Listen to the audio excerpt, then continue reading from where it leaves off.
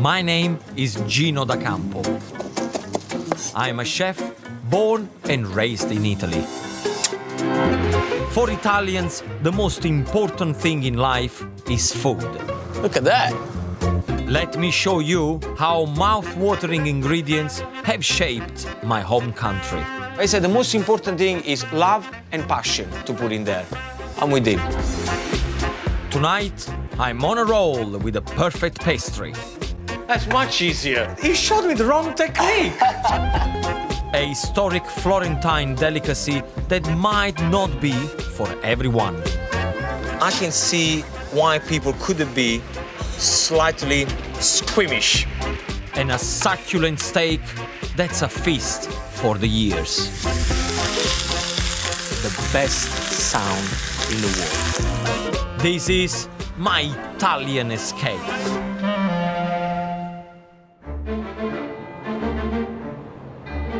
I've come to Florence, the regional capital of Tuscany. Striking, fascinating, and stimulating. Perfect for the start of my Italian escape. If you look at the map of Italy, the city of Florence sits at the top of Tuscany. Lying on the river Arno, Florence was a great center of medieval trade. As the city prospered, wealthy merchants and powerful families commissioned great work of art and impressive and inspiring buildings. And the Renaissance was born. Today, tourists visit Florence just for that art and architecture. But I'm here to discover Italy's greatest masterpiece, the food. To be honest, I don't really know a lot about Florentine cuisine. But if there is one thing I really want to learn, it's all about the bistecca alla fiorentina, which is Florentine-style steak. Since the early 19th century, bistecca alla fiorentina has been the ultimate Tuscan steak. This is the biggest, thickest, tastiest steak in the region. And it comes from a very special animal. Chianina are the world's largest cows. And they've been a part of Tuscan life for over 2,000 years. Their tender meat is bursting with flavor and is ideal for the bistecca alla fiorentina. This restaurant has been cooking the Florentine specialty for over 60 years. Ciao, Michele. Ciao, And Gino. manager Michele Notar Francesco supervises the cooking of up to a whopping 150 steaks per day. So tell me, where does it all start? Follow me in the fridge. Okay.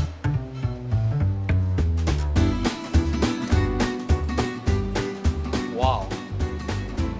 This is meat heaven. Amazing. Now tell me about the Chianina cow.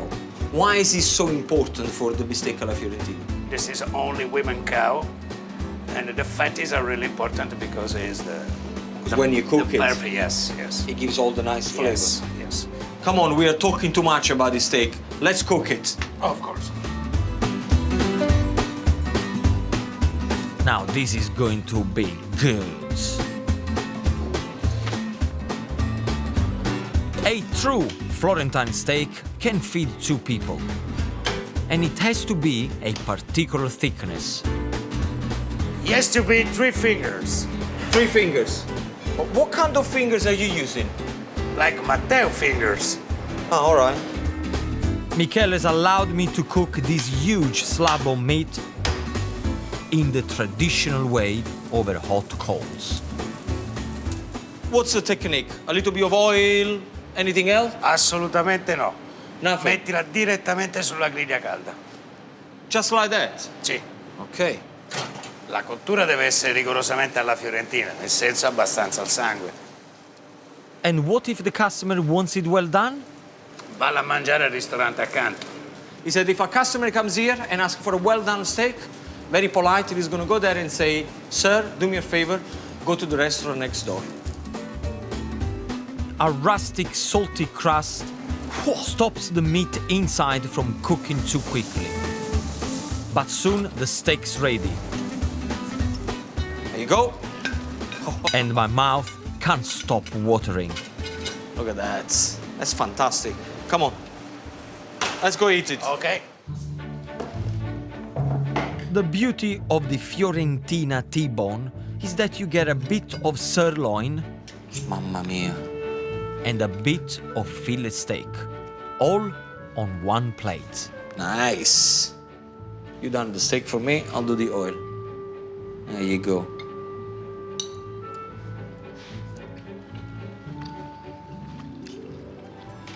It's like butter. It melts in your mouth. Wow.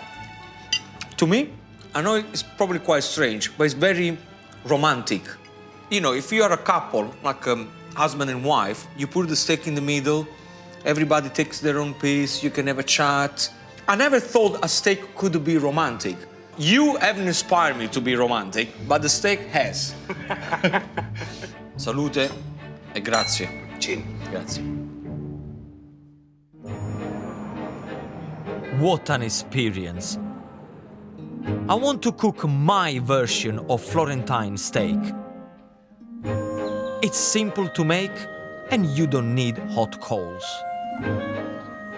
And what I'm going to show you today is how to prepare a tagliata, which is sliced T-bone steak served with courgette ribbon and goat cheese. Now let me show you how to do this. Get yourself a really hot griddle pan. Unlike Michele at the restaurant, I like to oil my steak to stop it sticking. And don't worry if you can't get T-bone. You can use rump instead. I also cut the fat, then the steak won't curl up in the pan. Now listen to the sound of this.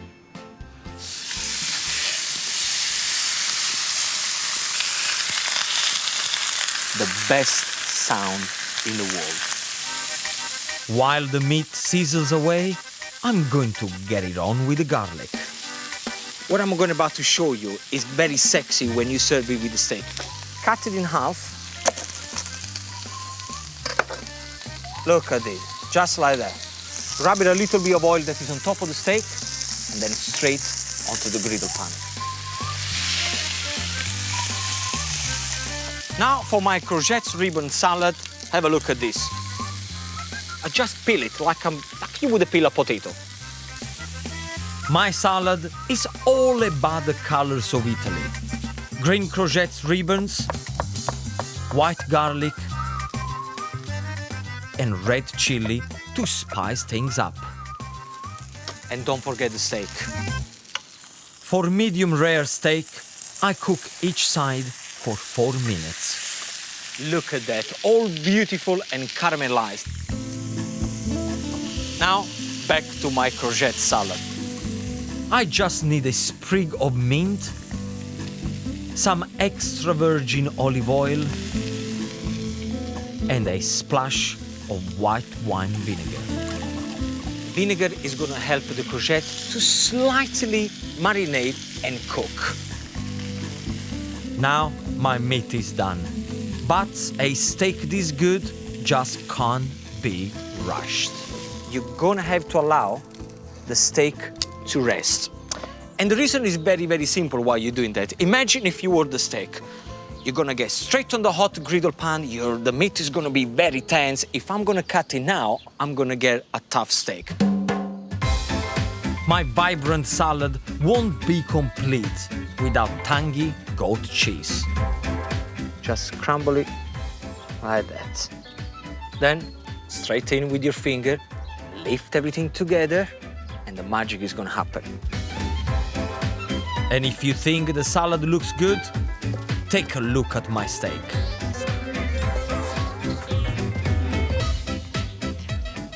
And there is only one way I would serve it. A large, rustic chopping board. My fresh salad works so beautifully with a juicy steak. Don't forget your griddled garlic, and finally, a little drizzle of extra virgin olive oil. Buonissimo. That's it. There you have it. Keep it simple, keep it rustic, and keep it Italian.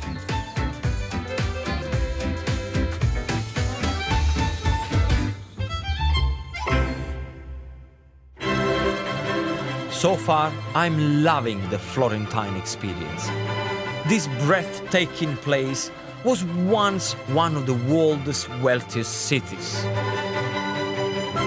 But while Renaissance Florence enjoyed economic power, not everyone was rich. The poor lower classes were forced into eating whatever was available.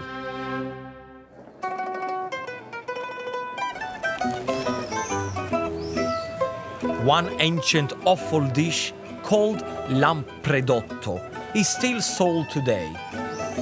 It may look disgusting, but it's a tradition you have to experience if you come to Florence. My theory on trying new food is very simple. Life is too short. Whenever I have the chance, I will try everything that you put in front of me. Simple. Pierpaolo Pollini and his dad Sergio have been running one of the city's many lampredotto stands for 15 years. So the Florentines must be onto something. Ciao ragazzi, Buongiorno. come va? Bene, grazie. Tutto bene? Tutto a posto? Tutto bene? Mi spiega un pochettino che fate? Allora, a Firenze si chiama lampredotto, in italiano per la verità si chiama abomaso. È l'ultimo stomaco del bovino. Bollito nel brodo, con tutti gli odori, come si fa il lesso, uguale, no? Carota, sedano, cipolla, pomodori freschi, pomodoro pelato, basilico. Well, it doesn't look too appetizing, but I never say never. Me lo preparo uno con nella vaschetta per Nella cortesia. Capito? Questo era il mangiare dei poveri. I ricchi mangiavano le bistecche, poi mangiavano i lampredotti. I poveri si facevano. È ovvio. Poi è diventata una cosa direi anche di moda, perché mangiano gli studenti, le ragazze. Ecco fatto. Grazie caro. Classico fiorentino, sale Grazie. e pepe. Grazie, grazie. I have to say that I can see why people could be slightly squeamish when they see this, but I'm going for it.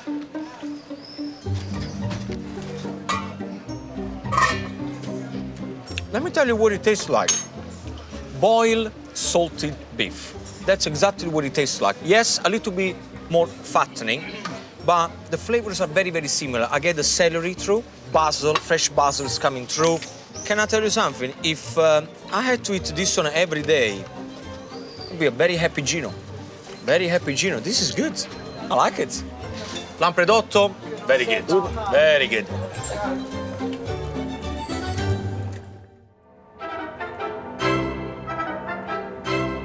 Now that I've sampled the ultimate Florentine savory dishes, I want to taste something much sweeter.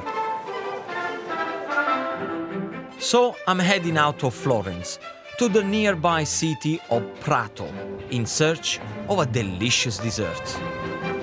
The third largest city in central Italy, Prato may not be as famous as Florence or Rome, but its bakeries and pastry shops are some of the best in the country. Italians, they use pastry for breakfast, lunch, brunch. Mainly, though, when they go to people's house for dinner, they always come up with a tray of pastry goodies that they take as a present. The peach of Prato has been the city's most celebrated pastry for over 150 years. And I want to find out how master baker Paolo Sacchetti has perfected it. Paolo, Oh, ciao. come stai, bello? Bene. Tutto bene? Tutto bene, grazie. Oh, io devo sapere il segreto di come fai questa pesca che tutti parlano. La prima cosa è riuscire a ottenere questa struttura. It's very, very soft. Paolo's sweet, bready brioche dough starts when he grates orange zest into flour. He actually gave me a tip that I didn't know. He said the oil of the orange skin, it melts into the flour and you get an explosion of flavors. Piccoli segreti che fanno la differenza. The magical dough mixture is churned with vanilla butter and honey for extra sweetness. I could almost eat it now. Beautiful. And the smell. So he's rolling into little sausages. And then he's making little balls. Ah, he's using his thumbs to do it. Paolo wants me to help make the next batch of balls. All 500 of them. I think it's gonna be quite tiring. No? No. This can be that difficult. Why can you not get a machine to do this? I don't know. I give up. I'm doing it the Gino way. That's easy. That's much easier. Why? He showed me the wrong technique. See, look. Guarda, pronto? Vai. Voila! Perfect. That's the way to do it, not with the fingers. I'm nowhere near finished, so Paolo's lending me a hand. I think he's copying my technique now. Cheeky monkey. While the dough goes into bake, Paolo prepares some heavenly vanilla pastry cream, which will fill the buns. And my little balls come out like posh donuts. They look absolutely amazing, but now I want to see how to put them together. Paolo, dai, fammi vedere. Allora, First, a boozy dip into the Italian spicy liqueur, Alkermes. Then, the smooth vanilla cream, a sweet coating, sugar. Nice. and finally, candied orange peel. And now the job is done. Now I can't resist anymore. Vado? Mezza e mezza. Oh, all right. Oh, so there is a proper technique to do it.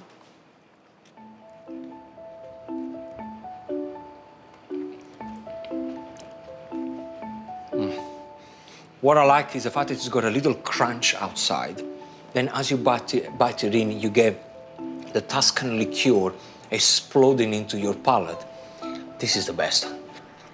I think the way to eat it is like this.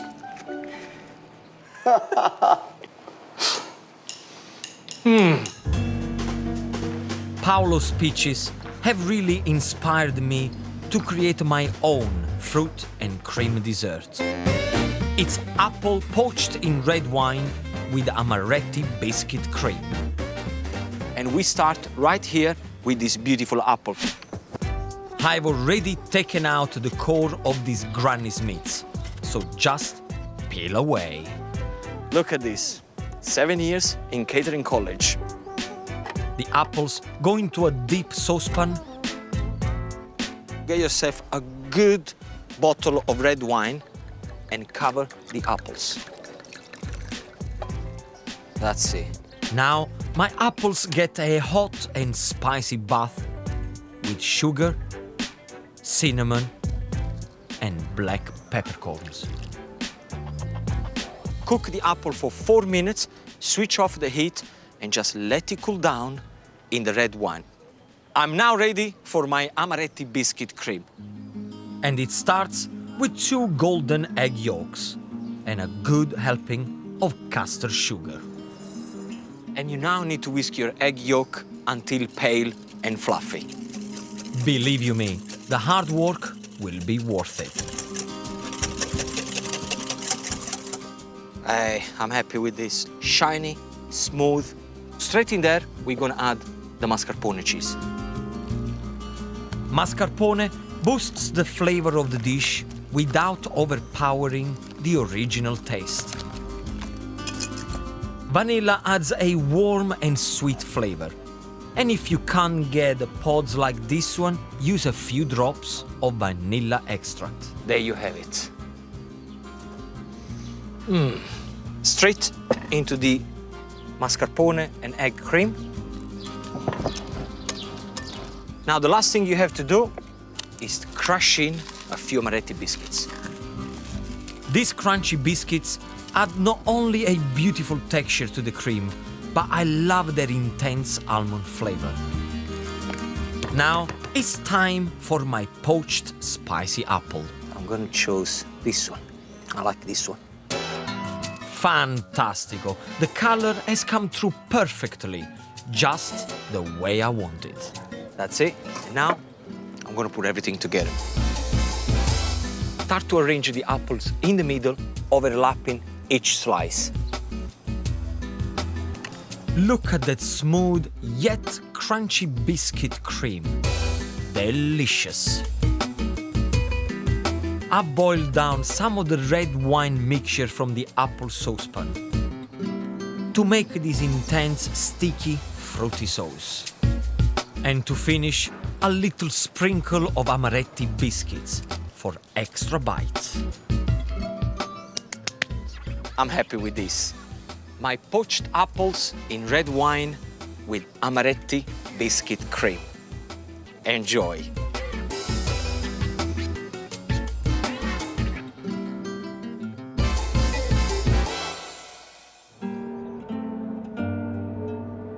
My time in Florence is almost over.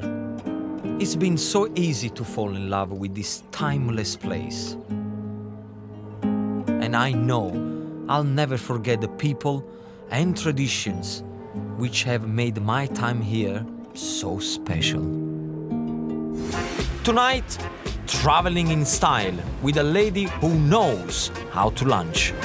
You can see there is no transparency.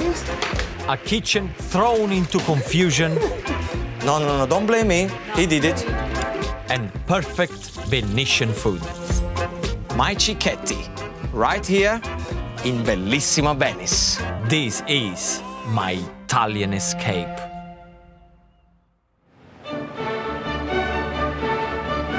Unique, alluring, captivating, and sometimes overwhelming.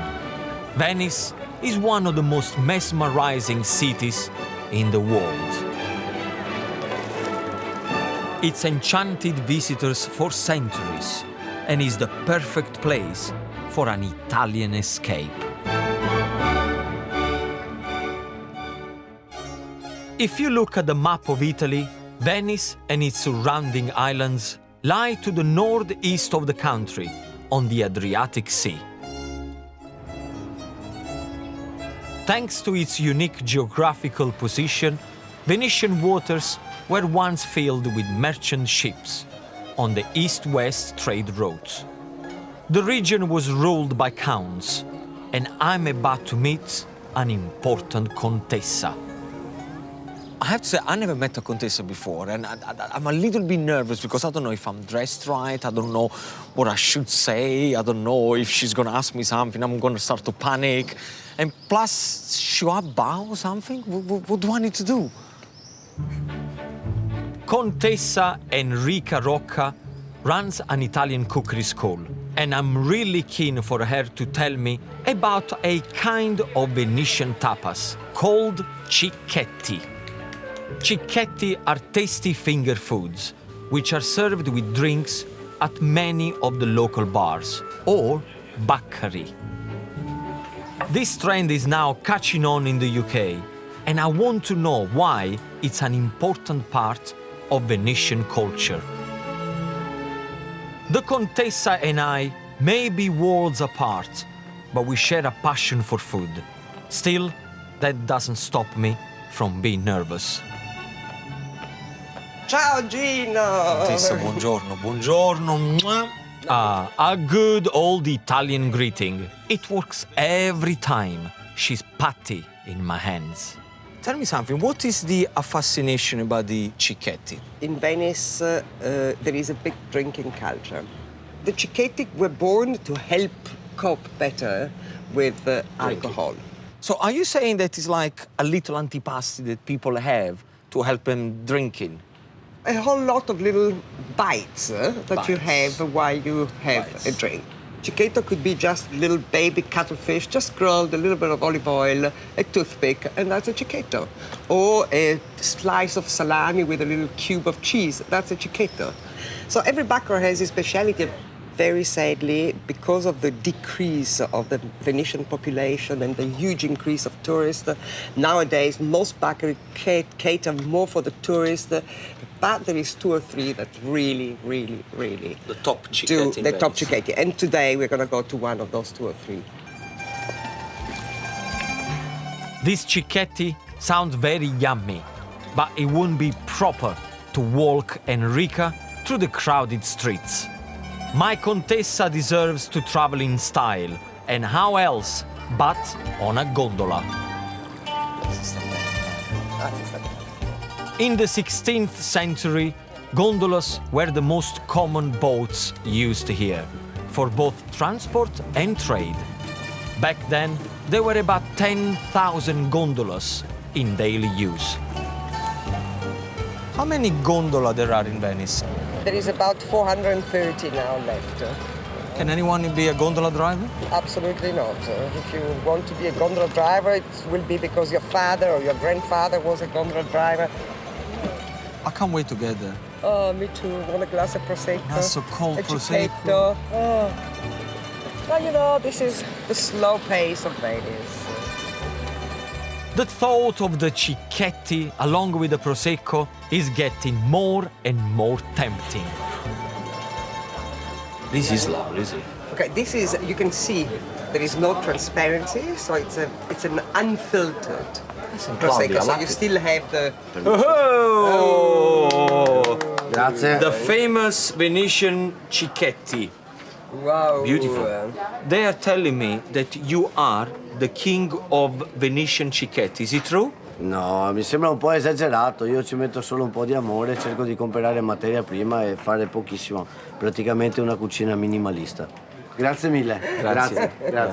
Come on, I can't wait anymore. Let's try. Okay. Eggs, smoked salmon, asparagus. Oh, Lovely. it's a simple concept. You choose really good ingredients. If you know how to choose the right ingredients, then you can do this very easily.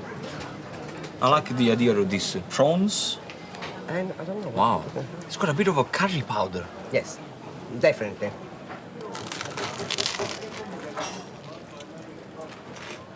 Oh, Why do you think he added curry to this? I think because probably the Venetians, they were going with boats all over the world. All the boats with the spices from the east to the west were coming through Venice. So the Venetian cuisine in the old times had loads of spices. And I think the Venetians, they got it right. The cicchetti is a fantastic idea. Now that I've tasted authentic Venetian cicchetti, I want to create a little platter of my own.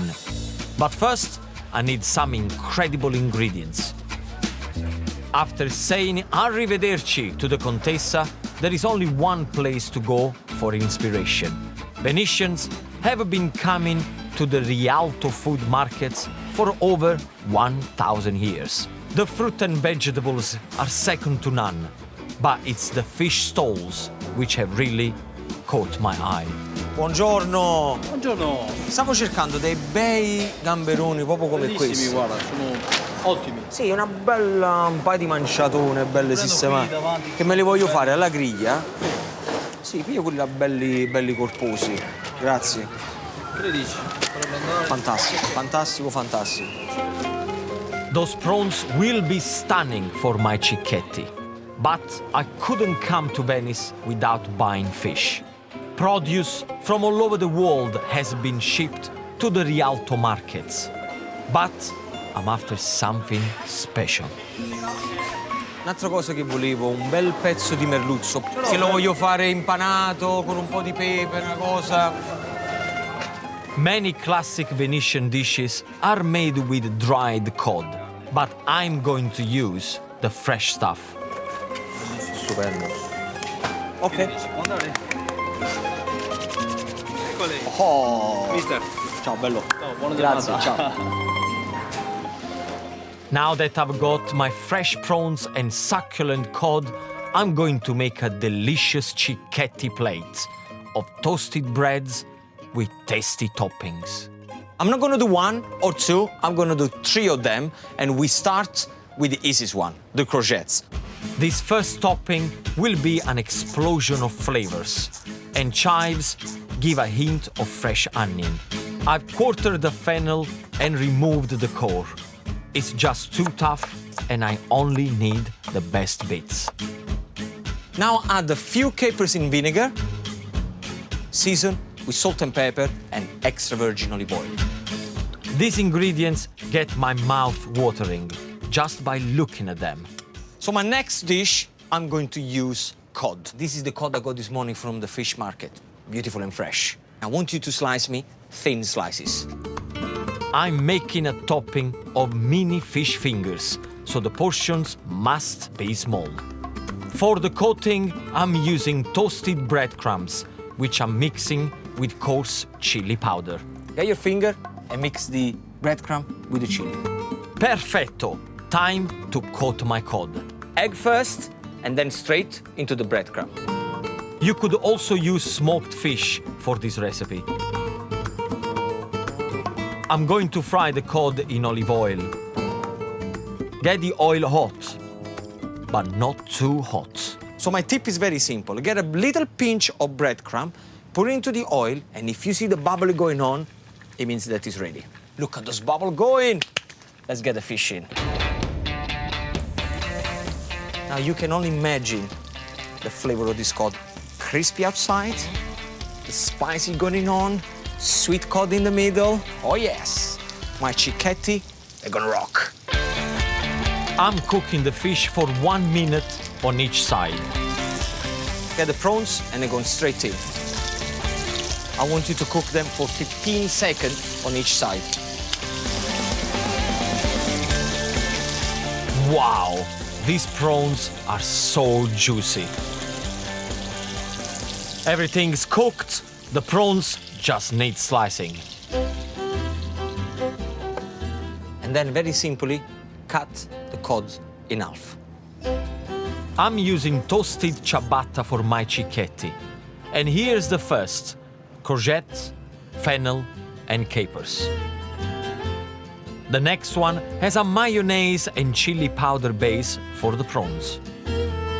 And the last one has a lemon juice and zest mayonnaise to complement the breaded cod. The last touch, a little bit of salt on top, and I'm done. Look at that. My cicchetti, right here, right now, in bellissima Venice. Fantastico! But I still got more to do in Venice.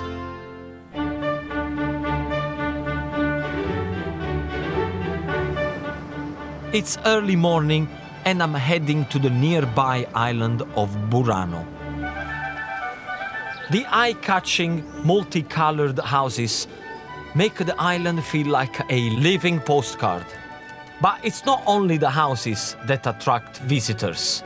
It seems that Burano has become famous for a certain type of rice dish. For northern Italian people, eating and cooking rice is like for us in the south of Italy eating and cooking pasta. It's something that happens every day. The climate and geography in the north of Italy is perfect for growing rice. In fact, 60% of Europe's rice crop is produced in Italy. I've seen risotto and rice cooked in many, many ways. And apparently, there is a restaurant around the corner from here where they cook risotto in a very weird way. And I'm very interested about that. Da Romano Trattoria has been operating on Burano for over a century. Their specialty is risotto, and chef Mirko Micheli has been cooking this rice dish for over 20 years. And I want to see what all the fuss is about. Mirko! Ciao bello, come stai? Ciao, bene, grazie. Everything ok? Ok. Good, good, good. Che stai facendo? Sto facendo un risotto di go. Mirko is making a creamy risotto with northern Italian bialone nano rice and a stock made from Venetian go fish. I came all the way down here because apparently he has this, weird technique on how to make risotto, but so far it looks pretty straightforward. Cioè, il segreto dov'è ora? Il segreto è nella mantecatura. Ah, he said the secret is in the mantecatura when he puts the butter and parmesan together. Because usually mantecatura is butter and parmesan, the risotto, you stir in a pan like he's doing, and he ends there. There? Ok. Così perché prende un po' d'aria e rilascia un po' l'amido. He said this is the way he does it because air goes into the rice and releases more starch. I have to admit, I've never ever seen this done before. Prova. Prova, ma he said try. I said, I'm Italian. I need to walk around Venice. Okay, grazie. I seriously can't work it out if he's joking or if that's the way he does it. Okay. Yeah. Step back. Sì? Oh, porca miseria. Look on my shoes. This is quite fun. This is cool. Quanto puoi andare sopra? I'm challenging him to see how high he can go. Okay.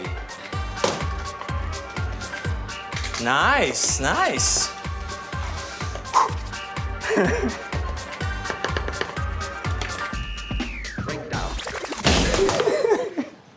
I didn't do it. No, don't blame me. No, He did it. lui. Mirko. Sempre Fa sempre casino. Anche per te. Anche per te. Sì. Even the woman said that whenever he does, he makes a mess everywhere in the kitchen. Oh, I think I like this. Never I've seen a risotto make where air is part of the mantecatura, is part of making the risotto creamy. And this is super cool. Oh, facciamo mangiare. Certo. I want to eat now because I want to see the difference between a risotto and his risotto with all this juggling. Buon appetito. Grazie. Grazie. Buono. Mamma mia. It looks like double cream just sticking on the back of the spoon. I'll tell you what it's like. It's like a savory, warm ice cream. It melts in your mouth. The rice is like having all little hazelnuts. That's the way I can describe it. I never thought in my life I would have learned a new thing about risotto. And that tells you a lot about cooking. Every time you go somewhere, you meet someone, there is always something new that you learn. I'm really happy to be here. Grazie. Grazie. Grazie, caro. Grazie mille. Grazie, veramente grazie. Bravo. Mirko's risotto was so delicious, it inspired me to come up with my own version. So I'm heading back to the rooftops of Venice to cook my risotto with red radicchio and Italian sausage. And where do we start? Right here with my sausage. Now, what I want you to do is to squeeze the sausage out so you get all the meat into the pan. Add a knob of butter and a splash of olive oil. Then get busy crumbling the sausage meat. I want all little bits and pieces going on all over the pan. Italian sausages have a coarser texture and a deeper flavor than British bangers. And what I want you to do is to take out all the sausage meat, leave it on the side, and we're going to use them right at the end. I'm going to use this delicious meaty oil to cook my risotto rice. I just need a bit more butter and olive oil before adding the vegetable base. What I got here, I got my celery and my onion, nice and finely chopped. Both of them into the pan. Keep an eye on the mixture, as this won't take long to cook. Now, as you stir the onion and the celery, make sure that you scraping all the bottom of the pan so all the flavors will come up. Once the onions and celery turn clear, it's time for the crucial ingredient, the carnaroli risotto rice. I like carnaroli because it gives creaminess to the risotto. You should use about 1.5 handfuls of rice per person. You need to toast the rice because the outside of the rice grain is gonna get nice and translucent, and inside is gonna keep nice and al dente. Make sure the hot oil coats every grain. This will help the rice slowly absorb any liquids without getting soggy. Now add a little bit of white wine. Use a dry wine you enjoy drinking. Once the alcohol's evaporated, it's time for the vegetable stock. I'm using warm vegetable stock, and you're gonna have to add a little bit at a time. So many people get confused at this stage, but don't be. The secret is very simple. You add 1 ladle, you wait for the rice to absorb the stock, and then you add more stock.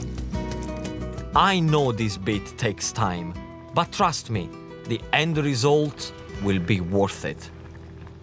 This red radicchio has a bitter and spicy taste that mellows out when cooked. The radicchio goes straight into the risotto, and so is my peas. Frozen peas works absolutely perfect for this dish. I want my risotto to look as creamy as Mirko's without juggling it. So it needs more butter and Parmigiano Reggiano. Start to stir until it becomes all creamy. The risotto will go even more creamy as the starch releases into the pan. Finally, don't forget to add the crispy crumbled sausage. I'm saving a bit of the sausage for decoration at the end. Look at this. It looks amazing, and the smell is like woofing away all over Venice. Okay. And after all this hard work, it's time to serve it up.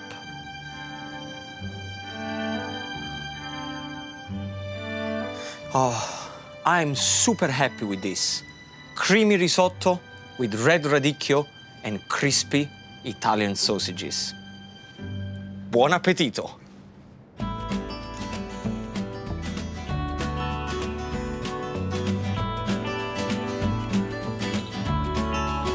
My time in Venice has come to an end, but the memories of this spellbinding city and its food will stay with me as I continue my Italian escape.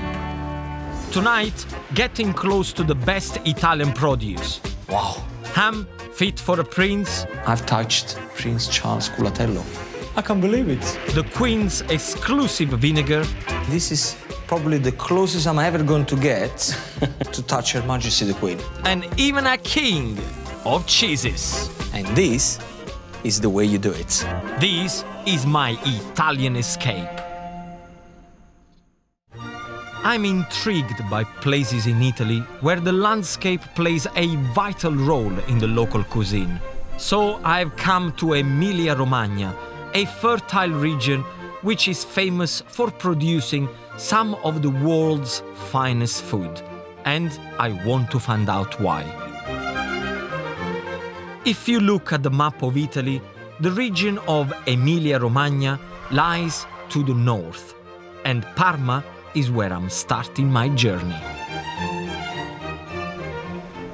Parma lies in the south of the Po River basin, and the river's tributaries have created sedimentary soil, ideal for growing most crops.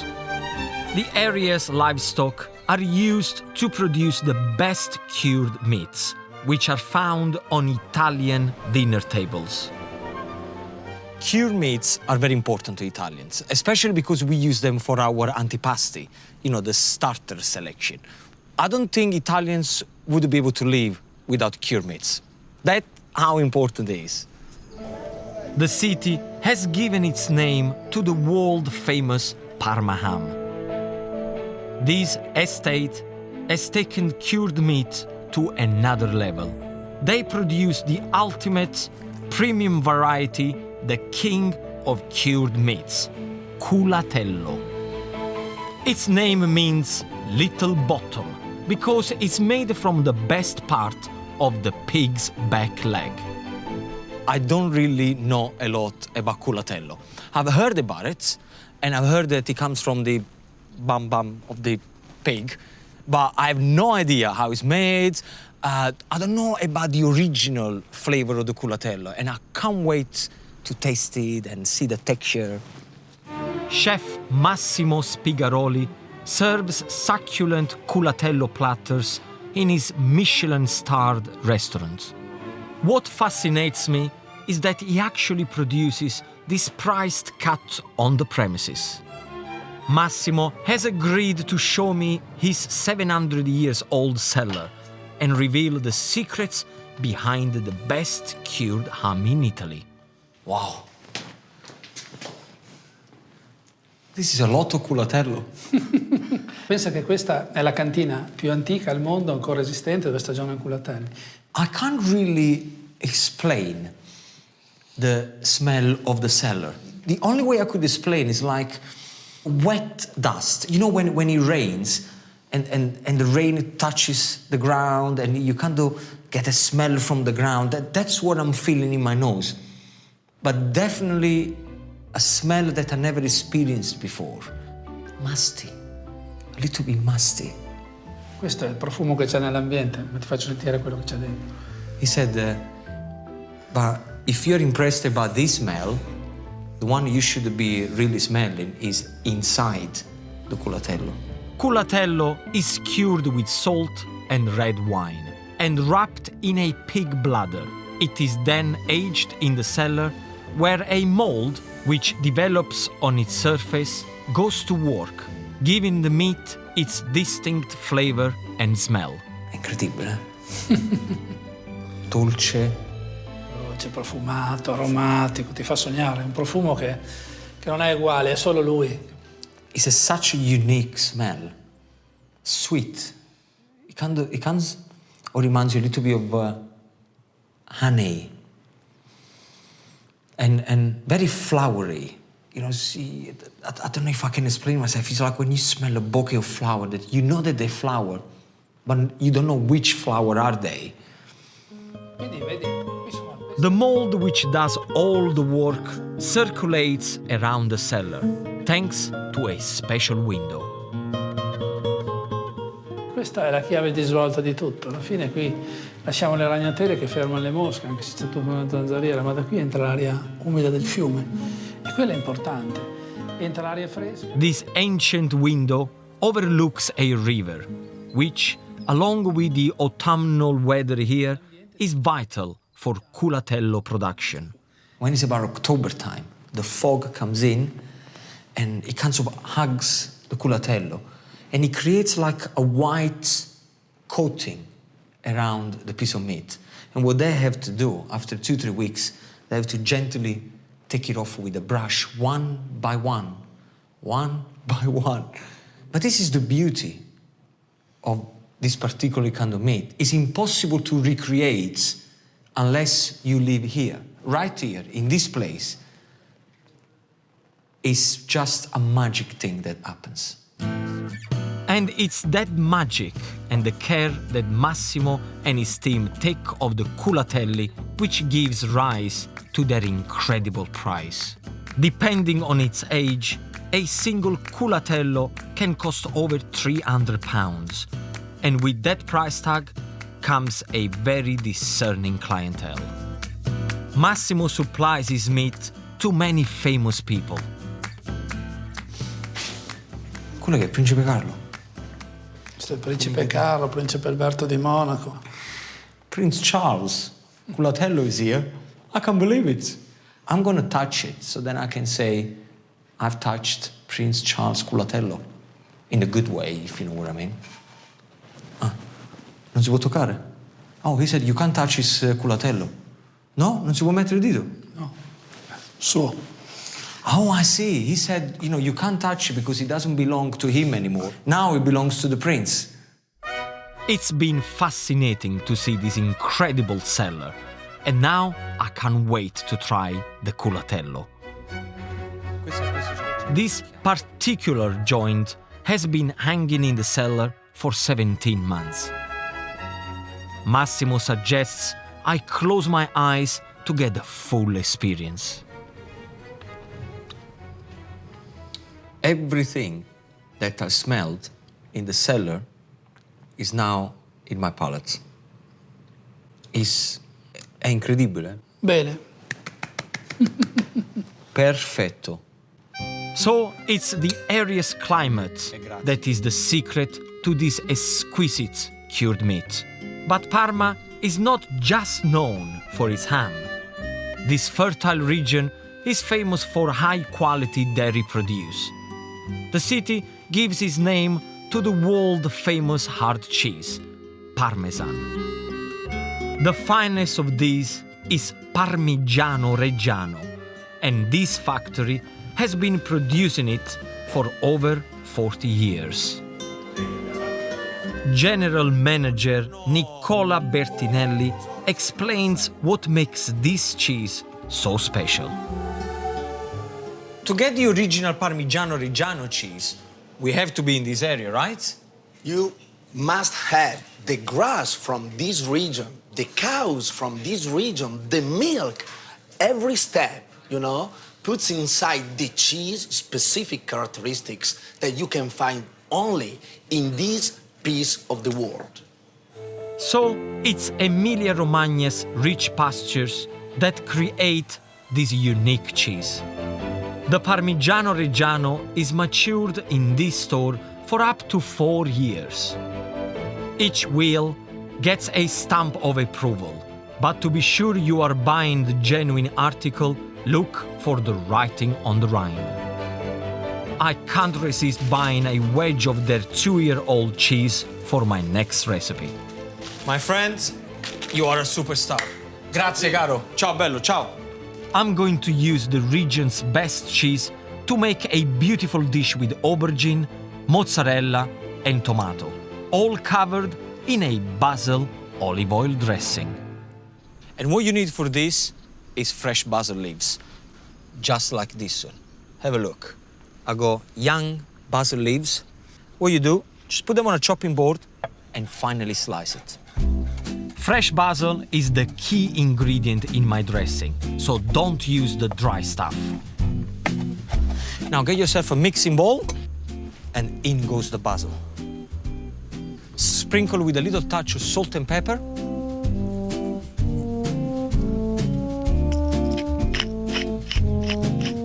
And be generous with the extra virgin olive oil. Now mix everything together.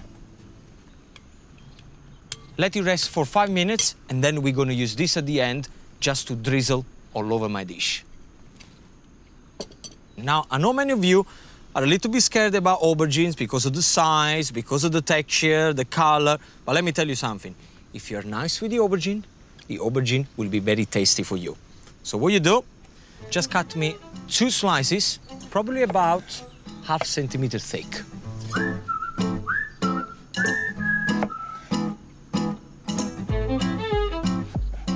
Drizzle a little bit of olive oil in a hot frying pan. Now, fry the aubergines. Season and move on quickly to your tomatoes. And what I'm using here is a round, firm tomato. I just want 2 slices, more or less the same size of the aubergine. First thing to do, discard the stalk and then slice away. This is one of my easiest vegetarian dishes. Now add to the frying pan with the aubergines. These vegetables don't take long to cook, so keep an eye on them. Now just a final touch of salt and pepper, and then we're done. This smells amazing. Now the only thing that you got to do is to lift them up and let it rest for 1 minute. The last thing that we're going to have to prepare is the mozzarella. just cut 2 round slices.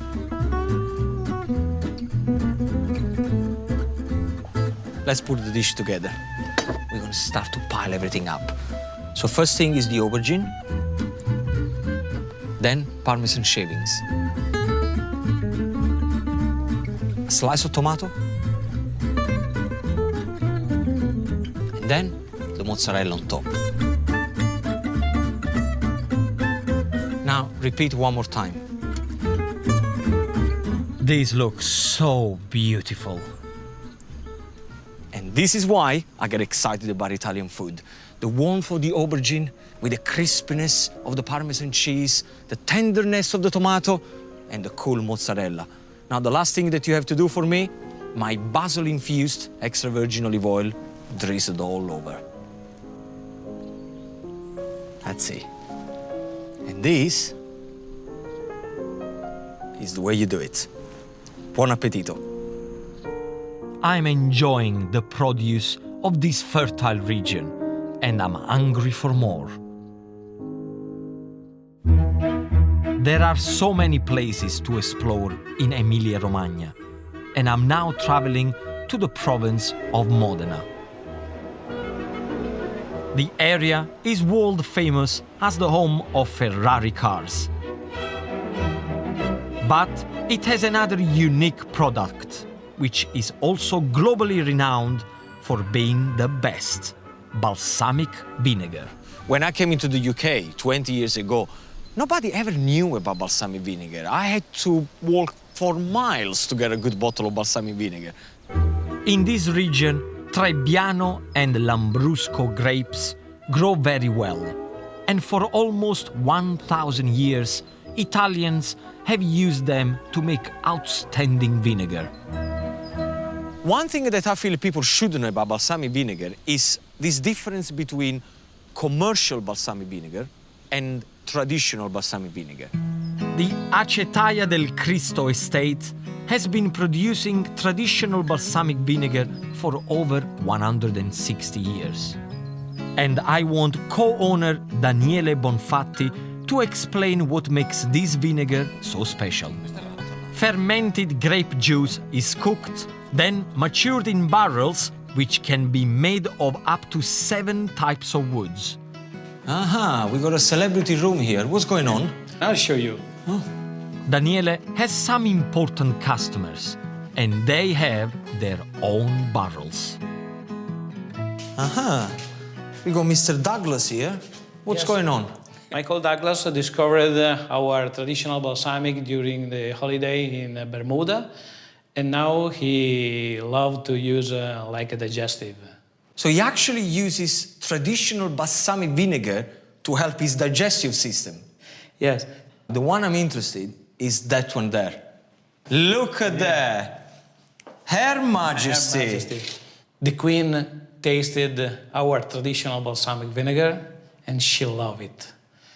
This is probably the closest I'm ever going to get to touch Her Majesty the Queen. How about that? Yeah. Well, if this vinegar has the Queen's approval, I just have to try it. A true balsamic vinegar must evaporate over a minimum of 12 years in authentic wooden barrels. Salute. Salute. This traditional product is only made from pure grape juice, unlike commercial balsamic vinegar, which has additives such as caramel and wine vinegar to give flavor and color. The first thing that you get is like tingling things going on the top of the tongue. But then there is an amazing balance between the acidity of the vinegar and the sweetness of aging vinegar. You know, it works perfect. We go into the supermarket, we get a bottle of balsamic vinegar, we think that that's the real thing. Nice, no? This is the real thing. Having sampled this exquisite vinegar, I have to use some for my next recipe. Balsamic vinegar is usually put with cold foods, but I'm gonna use it in a hot dish with chicken and pancetta. And the first thing that you have to do make sure you have a nice hot pan. Drizzle a little olive oil into the pan, and then just put the chicken on top of the oil. This dish is simple to make and pretty impressive if you got friends coming round. Make sure that the skin is nice and crispy, then turn it over. I like using the thigh and leg meat, as it's nice and moist. Chicken breast tends to be more dry. At this point, we add the diced pancetta. Mix the pancetta all around the chicken. You can imagine now, the fat and the saltiness of the pancetta is gonna get into the chicken meat. For even more flavor, I'm adding garlic and thyme. I wish you could smell this. The garlic, the pancetta, the skin of the chicken, the thyme. This is gonna be amazing. Now, as soon as the pancetta starts to get nice and crispy, it's time to add white wine. You can see straight away there are a lot of white bubbles into the oil. The alcohol of the wine is evaporate, so it's not going to be any bitter in my sauce. Now wait for about a minute, and then we're going to add plain vegetable stock, which you can make with a stock cube. I want probably about 200 milliliter. For now, just season with pepper, because there is plenty of salt in the pancetta. Now cover with the lid and gently cook for 1 hour. It's as simple as that. I'm going to serve my chicken and pancetta with a delicious asparagus, tomato, and flat leaf parsley salad. I add olive oil and lemon. And it's very important that you massage the lemon, so then when you're going to squeeze it, all the juices are going to be nice and easy coming out. The tangy lemon softens the asparagus. And if you have a couple of pips, just pick them up. Season with salt and pepper and gently toss the salad. All these flavors, they're going to be nice and combined together. Put it on the side for 20 minutes. The chicken is definitely ready. The sauce is getting nice and creamy, shiny, bubbling away. Switch off the heat, and now is when the magic is going to happen. I'm using a traditional balsamic vinegar, which is a little bit more expensive than standard vinegar. If you can't get traditional balsamic, you can use the ordinary stuff. At this point, I want you to switch on the heat again and just warm up the balsamic vinegar for about 2 minutes. Warming the dish through will give the balsamic vinegar a chance to combine with the sauce. My salad is so colorful and fresh, it will complement the dish perfectly. The color is just amazing. Now, the chicken is perfect. And of course, don't forget to add the incredible pancetta, garlic, and balsamic vinegar sauce. And this is how you make chicken in balsamic vinegar with asparagus and cherry tomato salad. Fantastico!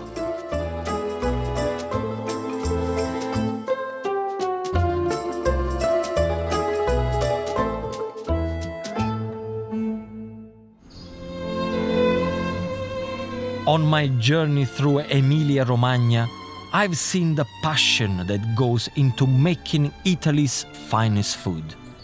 My memories of this beautiful region will stay with me as I continue my Italian escape. Tonight, fishing on the beautiful Ligurian coast.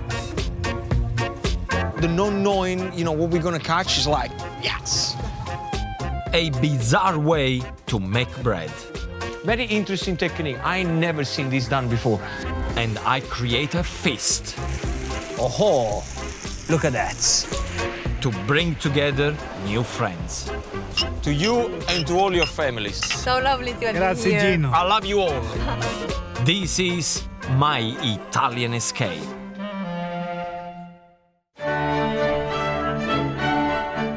As a Southern Italian, It's always fascinating for me to explore the north of my home country. So I've come to Liguria, a diverse region where the coast meets the mountains. If you look at the map of Italy, Liguria lies to the northwest, and the fishing town of Camogli is where I'm starting my journey. It's early morning when I arrive, just in time to see the little fishing harbor awake. In the late Middle Ages, this was a large port. Trade thrived so much that Camogli was known as the city of 1,000 white sailing boats. At the end of the 19th century, its industry went into decline, and Camogli's fishing community struggled. I admire people who make a living out of fishing because I know how hard it is. And especially in the winter, it's going to be very cold. I got a lot of respect for them, loads of respect. But in recent years, the town has been thrown a lifeline. I've come to meet Renato, his daughter Erika, and her boyfriend Andrea, who make a living from pescaturismo, or fishing tourism. Capitan, are we ready? Ready! Come on, let's go. For 10 months of the year, these guys take tourists out to experience what life is like for Camogli's fishermen. And whatever the tourists catch, they eat. The weather is great today, but this can be a challenging job that relies on kind seas and a good supply of fish. It looks like a great commute to work, but the uniform needs a little improvement. See, I thought being Italian, we would be, slightly smarter, a little bit more elegant. I look like a pillock. Ready? Go, ready. Let's go fish. The crew cast their nets last night, so they know exactly where to try for fish today. I love fishing back in the UK, so I have seen how unpredictable it is. I think the not knowing, what we're gonna catch is like, yes! I've got my fingers crossed for a whopper. I can see the net, and I can see fish. We got the first guest here. That's a rockfish. This small. The water. Bye-bye. So the first fish we caught straight back into the sea. We have to be gentle with the sea. Oh well, as I always say, size isn't everything. How often do you come to the sea to put the net? We pull the nets 2-3 times per week. Good living? Sometimes a little heavy. I can see why there is a lot of tiddlers about. This is tiny. Can you cook this? It's the beginning of the right side. We move on to another net, and hopefully better luck. I can see one fish. But something has beaten us to it. See, look, they were telling me before that when the fish is like this, it's been eaten by the octopus. So the octopus gets on there and he sucks all the flesh out, and it really annoys him. Really annoys the captain. It starts to really annoy me as well. Oh, what a waste of a fish. Beautiful triglia. This one fried would have been fantastic. Finally, our patience pays off. Oh, nice. That's a good one. Look at that. A plump hake, and the fish keep on coming. Erika. Niente male, eh? What's the name of this fish? Cernia. Cernia. That's beautiful. Look at that. That must be at least, 2 kilo? 3. 3? 3. Nice. Can't wait to show to my friends in London. They're gonna be so jealous. Every time I fish, they're like this. Look at that. Bello, eh? This is a very nice fish.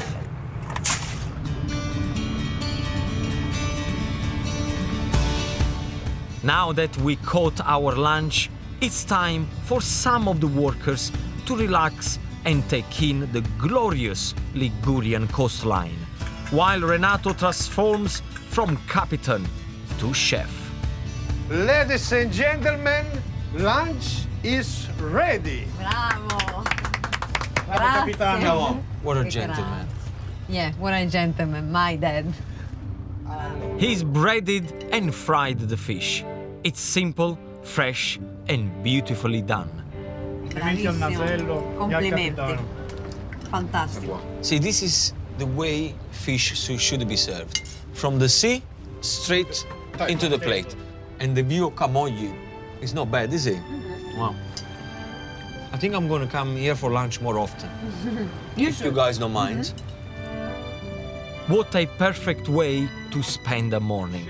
Salute. Salute. Salute. Salute. Salute, salute.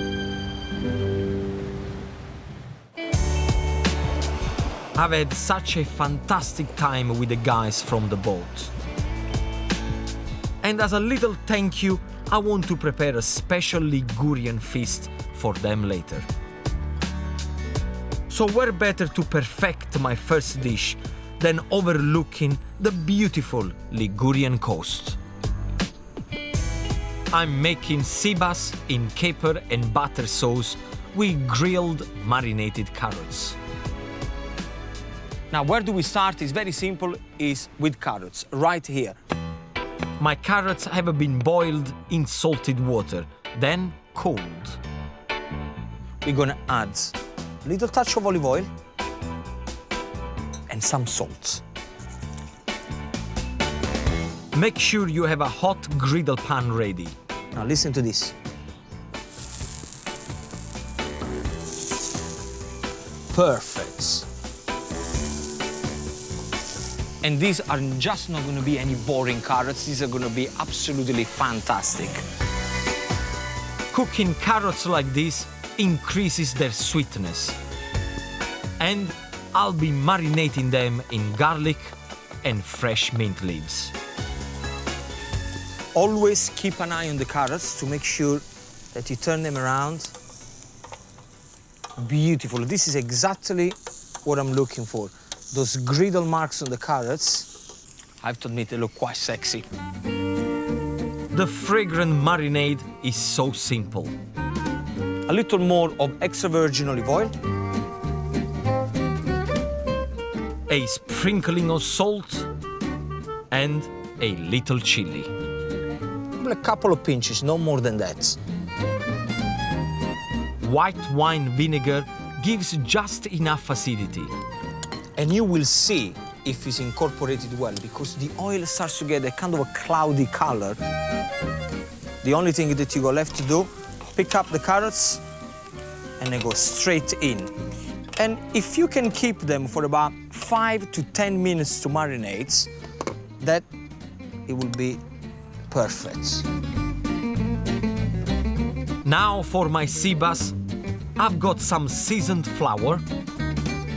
Just pick up the fish, straight on top like this. Once the fish is completely coated, I want you to make about 4 cuts in the skin, so it won't curl up in the pan. That's it. Job done. Then it's time to fry with a good Italian olive oil. And then straight after the olive oil, we're gonna add butter. And the reason why I'm doing this is because when you put oil and butter together, the butter is not gonna burn. Skin side down straight away. The fish will take about 5 or 6 minutes on the skin side. And meanwhile, get the butter sauce ingredients ready. Fresh parsley, wonderful garlic, and salty capers will work so well with the sweet sea bass. Oh, look at that. The second side takes less time. So now I can bring the beautiful sauce together with fresh oil. Capers, parsley and garlic all goes in. Like that. All I need is a lemon. And finally, the essential butter. It's time to serve it up. The garlic, the fresh mint, the extra virgin olive oil. Now we get the fish in. Fantastico. So nice and crispy. The last touch. That's it. Look at that. And there you have it. Sea bass in capers and butter sauce, served with grilled carrots and a beautiful marinade. And I really hope that the guys from the boat, they're gonna like it.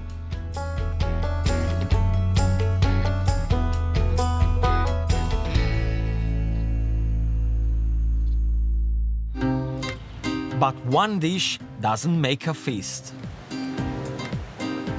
If I'm going to impress Erika and the crew, I'll need more typical Ligurian recipes, using the best local ingredients.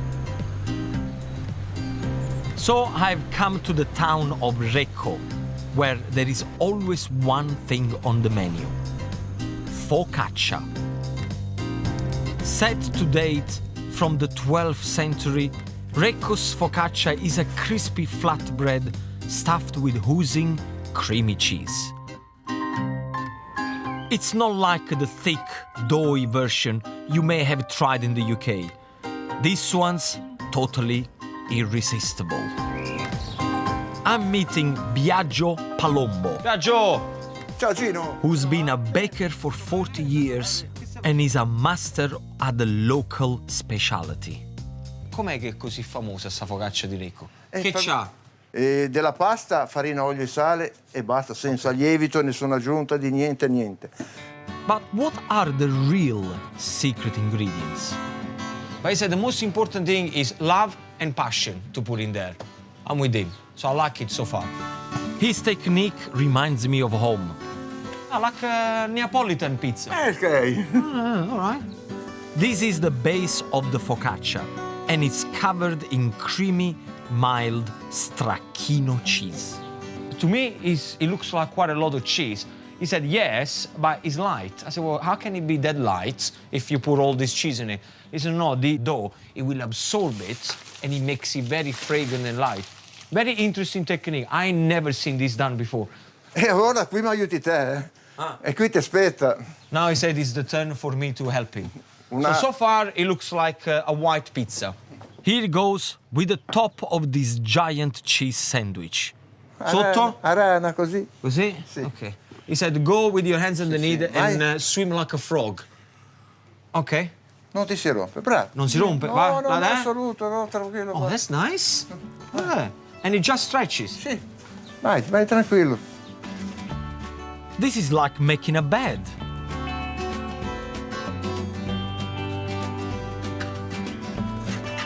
Just a few finishing touches. All right, that's cool. Like a Cornish pasty. Un goccio di sale. Salt, okay. E olio locale. Olio locale. He said only with the best of extra virgin olive oil. And after 6 minutes in the oven... Oh, look at that. This looks incredible. It's the moment I've been waiting for. Brucia. The thing is very crispy, very light, but you can see that the cheese, it makes everything nice and gooey. It's very interesting texture. Buono però, L'hai fatta te? Buono. I can see why people, they're coming from all over the place to have the focaccia di Recco. Speriamo continui. Buono. Excellent, excellent. Biagio's focaccia will be an amazing part of my Ligurian feast. But I need one more dish to complete my menu. And it has to include the ultimate Italian herb, basil.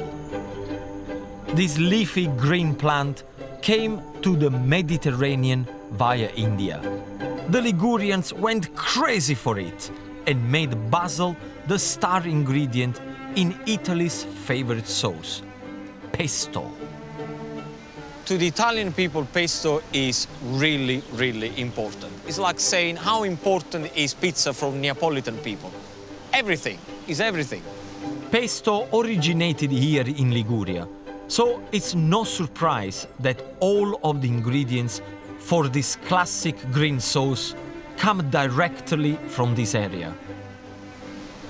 It is a perfect place to make pesto, simply because they got the mineral from the sea going into the basil, so they make the best basil ever. They have a very good quality extra virgin olive oil and the pine kernels. Oh, they're delicious around here. Now, I simply have to use pesto for my Ligurian feast. And I'm going to make a dish that's so typical of the region. And it's pasta with pesto, with green beans and potatoes. And where do I start? It's right here with my pestle and mortar. Try to use young basil leaves for this sauce. There are no strict rules, so I'm adding rockets. I love the bitterness of the rocket leaves against the sweetness of the basil. Add a touch of salt, then some pungent garlic, and a mild olive oil that won't overpower the ingredients.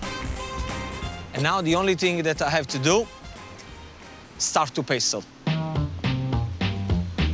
You could use a food processor here, but the traditional method gives my pesto a more rustic texture. Trust me, it's gonna be worth every effort you put it in. Pine nuts are the classic choice for pesto, but I like to be different. I use walnuts as well for extra crunch and that earthy, bitter flavor. This smells amazing. The only thing that I want to do right now is put my finger in there and just eat it. But I'll have to be patient, as there is still punchy pecorino cheese to add and olive oil to loosen the mix. And yes, more pasting. Keep going, but make sure the pesto stays rustic. Look at that. Leave the texture in there, because that is the difference between a good pesto and a great pesto. Now, let's get on with the rest of the dish. My handful of fresh green beans is going into salted boiling water with the local trofie pasta. Have a look at this. It looks like all little tiny curl and very, very popular around the Ligurian region. Make sure you give it a good stir and keep the water boiling. Salted boiling water. That is the secret to make sure that the pasta doesn't stick. Just a couple of minutes in the pan and I'm ready to serve. Don't waste a drop of that pesto. And let me tell you something about the cooking water. This little water that is at the end, I need that to make sure that the pesto is loose enough to coat the pasta perfectly. Fantastico. And you slowly, slowly coat the pasta into your pesto dressing.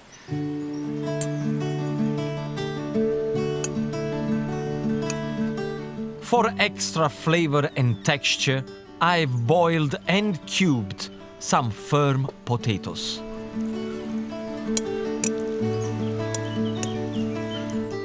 Look at that.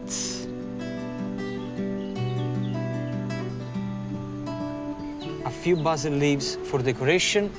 That's it. My trofie pasta with pesto, green beans, and potatoes. Liguria, I'm now officially your son. Buon appetito.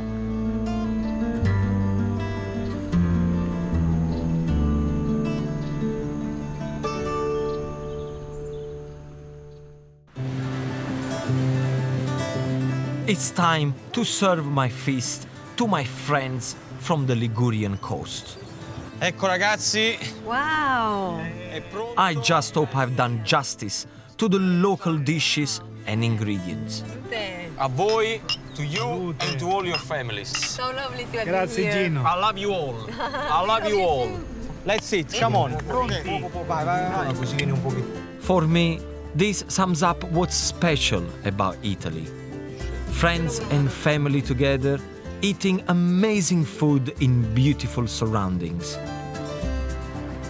What more could you want from life? Tonight, the hills and towns of unmistakable Tuscany. This is just wow, is it? My attempt to impress the monks who have lived here for centuries. And I told them to tell me the truth. I'm sure they will, because they're not gonna lie. And a dessert that's fit for a queen. This one should be softer, more of a feminine palate. I think he knows me. This is my Italian escape.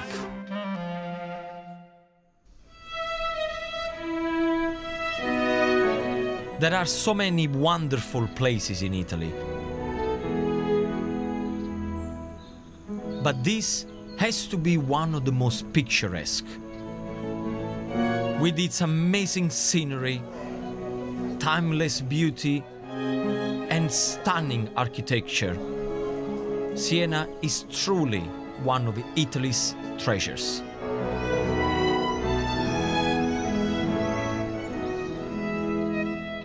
If you look at a map of Italy, Siena lies in the heart of Tuscany. This glorious ancient city sits at the foot of rolling hills, near the Chianti wine region. Siena is probably best known for its sloping Piazza del Campo, which stages the thrilling Palio horse race, or its Gothic cathedral, which is simply inspiring.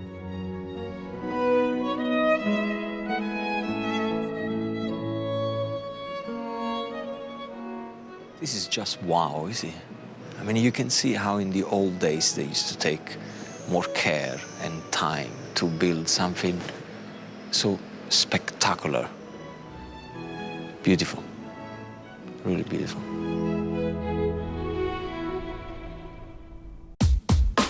During the Middle Ages, Siena prospered as a resting place for pilgrims on their way to Rome.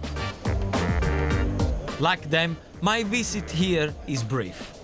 But I have got time to check out a local specialty those travelers may have seen many years ago: panforte. This rich fruit and nut cake originated in Siena during the 13th century. Panforte literally translates as strong bread due to its heavy spicing. Initially served as a Christmas treat, this Italian cake is now baked all year round and is big business here in Siena.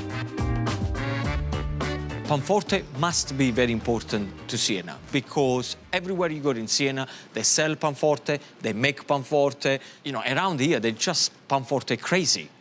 The Nannini family has been serving up amazing cakes and pastries in Siena since 1911. But it's the panforte which I am interested in. I'm here to meet baking maestro Alessandro Bianciardi. Buongiorno! Ciao caro, bene, bene. Tutto bene? Tutto bene. Oh, panforte everywhere. Siamo a Siena, vedrai. You just said we are in Siena, what do you expected? Panforte everywhere. Certo. Quanti ce ne hai qua di panforte? Ma qui ora abbiamo 6 tipi di panforte. Se poi si parla alle origini, il più antico panforte è questo, il pan pepato. Pan pepato is the Italian for pepper bread. I have to admit, it's already sounding unusual. All'interno c'è il pepe e il chili. Ma la gente compra questo col pepe e peperoncino? Certo che lo compra. Io personalmente non lo comprerei No, mai. è buonissimo. È buonissimo. Ma è buonissimo, fidati. Dopo... I'm not sure about it. Va, fammi assaggiare, fammi sapere che dici. Alessandro tells me that the recipe is centuries old, with an amazing history. È stato merito proprio a questo dolce che abbiamo vinto la battaglia contro Firenze a Montaperti nel 1472. È perché i soldati senesi avevano prima mangiato il pan pepato. Well, if this stuff can win wars... Sicuro? Sicuro, vai tranquillo.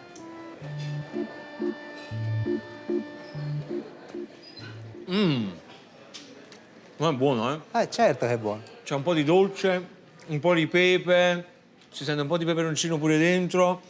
You know, the weird thing is that I like it. It tastes like, to give you an idea, Christmas pudding, harder, chewier, but then all of a sudden you get a kick of black pepper and chili. It's very surprising. Usually I don't like stuff like this, but as we say in Inghilterra, we say beautiful. Un fino mondo. Un fino mondo. Quella che altro c'hai? The next panforte has a name often seen on Italian menus. Margherita. Like the pizza. Sì, tipo. Like the pizza. No, ma il nome non viene proprio dalla stessa Margherita, perché te pensa... Ah, la regina d'Italia. Sì. Dove è andata sta regina ha lasciato il nome suo. Esatto, e ti spiego anche. When Queen Margherita visited Siena in 1879, the local bakers adapted their strong panforte recipe just for her. E cercarono di farlo molto più morbido, molto più dolce, meno piccante. So what you just said is this one should be softer with more honey. So more of a feminine palate, more delicate. I think he knows me.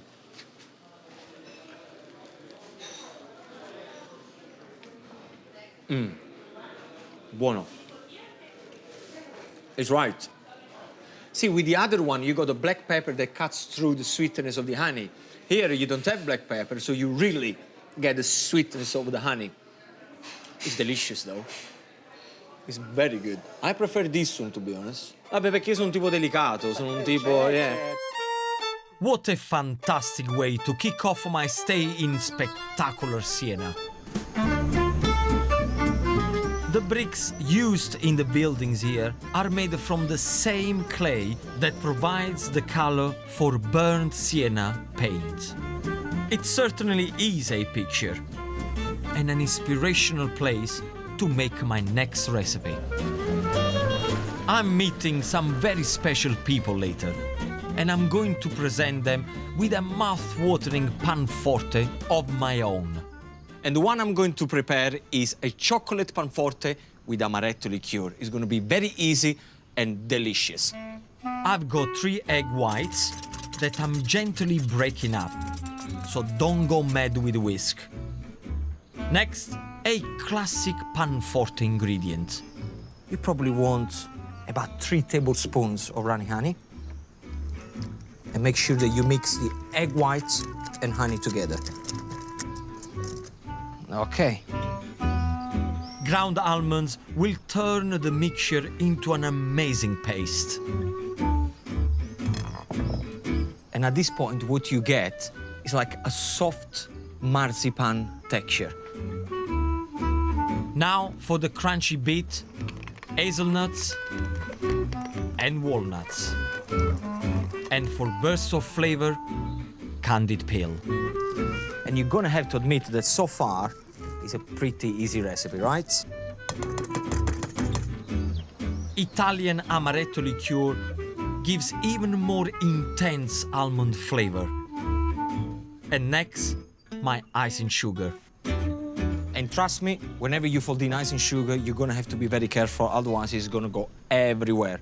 So, slowly, slowly. My cake mixture is nearly ready. All it needs is the star ingredient, melted chocolate. you must make sure that the bottom of the glass balls never touches the hot water. Because if the glass touches the hot water, the chocolate is going to come very, very bitter. Okay, so be careful when you do that. I insist on using a good quality dark chocolate. And this is going to be the last time that you're ever going to fold, as far as the panforte is concerned. Look at that. This is going to be incredible. Now we put everything into a tin, so get busy with the cling film. Wow, I am in chocolate heaven. Push the mixture down into the tin and spread it evenly. And then cover the top with cling film. In Siena, they cook their panforte in the oven. But my recipe is even easier. Put it into the fridge for 3 hours just to allow it to set. But I got one already prepared here. Hey, have a look at this. Time to unwrap the panforte. Turn it. Look how easy it is. What we're gonna have to do now, cover it with a chocolate glaze. My glaze starts with icing sugar and boiling water. So melt the icing sugar into the water, and then it goes straight into the melted chocolate. Yum, yum. Look at that. Now all you need to do is the fun part, the decorating. Just spread the smooth chocolate all over the cake. You're gonna have to be very quick now, otherwise the chocolate is gonna set. Look at this. Right? Beautiful and shiny. To finish off, lovely sugar crystals, and the job is done. My chocolate panforte with amaretto liqueur. Simple, beautiful, and very tasty.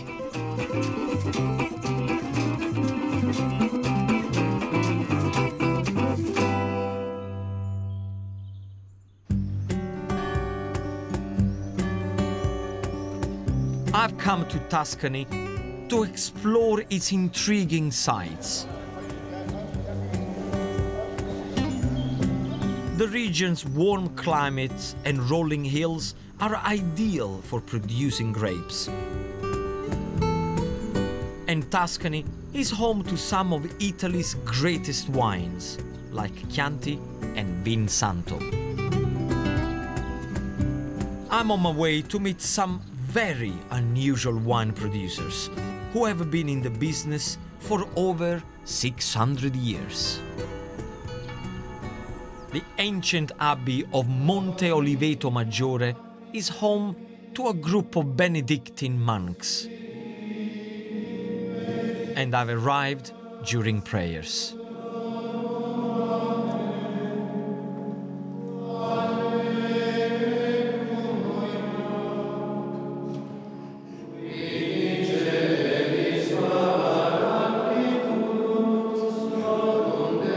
It's a privilege to see such a beautiful service.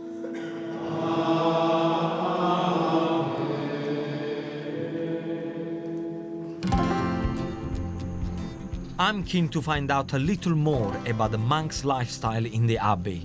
Buongiorno. Buongiorno. Come state? I'm meeting Don Antonio and Don Carlos. And as a thank you, I brought my panforte. Today is the test to see how good my chocolate and amaretto panforte really is. Signore, l'avete mai assaggiato il panforte al cioccolato con un po' di amaretto dentro? Io mai assaggiato. Mai assaggiato? Mai Mai assaggiato. Per la prima volta. La prima volta. Per una fettina ce la possiamo fare, no? I have no idea what these guys normally eat, but I bet it's not chocolate panforte. La pasta, quello si sa che si cucina tutti i giorni, variandola di giorno in giorno. Si fa... The monks tell me that nearly everything they eat is grown or prepared in the abbey. And you just said that yesterday they had a beautiful spaghetti with fresh pesto and basil. See, it's very simple. I like that. They eat quite healthy. Assaggiamo? Però mi dovete dire la verità, eh? Se vi piace o non vi piace, mi dovete dire, guarda, Gino, va bene, non va bene. Here goes. I'll see if I can get their blessing. And I told them to tell me the truth. I'm sure they will, because they're not gonna lie, but I told them to tell me the truth. È molto buono. Mi piace. Grazie. Prima quando mangiavo quello tradizionale, un po' durino, un po' di fatica, anche un po' inghiotirlo, no? Invece questo qua si scioglie in bocca. Va benissimo, allora proveremo. He's asking me for the recipe already. This is a winner. I think I got the monk's approval for this chocolate amaretto panforte. Very happy. Now my panforte has passed the test. I'm eager to learn about the Abbey's winemaking. Abbiamo 5 ettari e mezzo di vigna. Produciamo vino rosso e bianco. Rosso e bianco. Una qualità di rosso e una di bianco? Il bianco è qualità unica, vermentino. Okay. Invece il rosso ne abbiamo 3 tipi di vigneto. I really want to taste their wine. And the monks are happy to give me a glass or two in their vineyard. I'm sampling a full-bodied Tuscan red that's bursting with flavors. These beautiful surroundings have given me an idea for a lovely recipe. It's beef skewers marinated in the monk's wine with a 3-bean salad. Now let's talk about the meat. What I got here, I got some rump steak. Have a look at this. You want the meat to be cut more or less the size of a tablespoon. My gooey herb marinade starts by mixing honey and aromatic rosemary. Fresh rosemary is the only way. Never use those dry things you find in those jars. They are absolutely diabolic. Fresh rosemary because it gives a beautiful flavor, especially when you do barbecue. Just use the leaves and not the woody stalks. The monk's wine will soak into the meat and make it all soft. And the final ingredient, black pepper.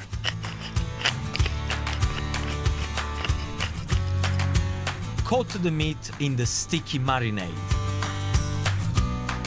and leave it to rest for an hour at room temperature. And I got one here that is been marinating for an hour. Have a look at the difference. This is paler in color. This is gonna be fantastic once I put them into the skewers. I want my skewers to look as colorful as possible. So I've got some red onions,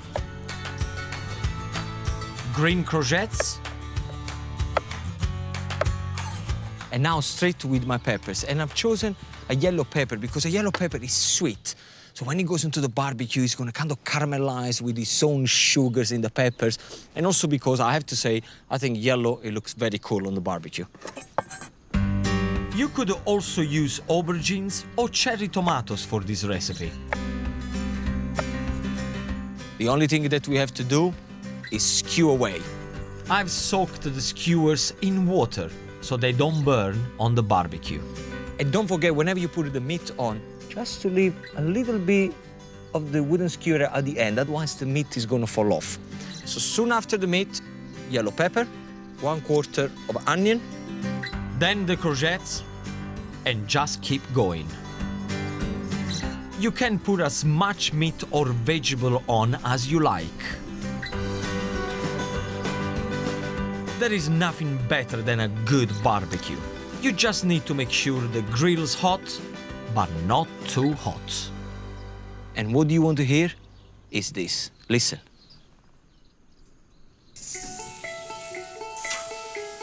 To help my beautiful skewers cook, they need a dab of olive oil. Just brush it on top of the meat. Not too much, because otherwise it's going to flame. I want to serve my meal with a delicious 3-bean salad. And don't be upset, I'm using tinned beans. Yes, you could use the technique like in the old days to soak the beans with bicarbonate of soda overnight, blah, blah, blah, blah, blah, blah. I don't do that because nowadays tinned beans are absolutely amazing. First, the mild cannellini beans.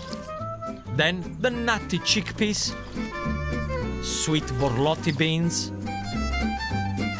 followed by vibrant parsley. That's it. Parsley, straight into the bowl. Then a good dollop of extra virgin olive oil. For acidity, white wine vinegar and a zingy lemon. That's it. Amazing. Do remember to keep an eye on the skewers. Now, look at that.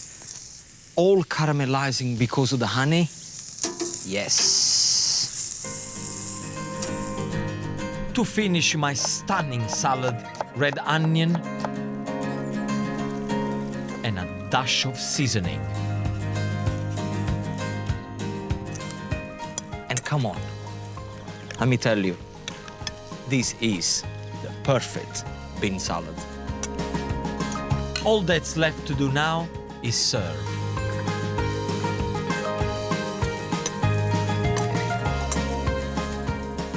Beautiful, beautiful, beautiful.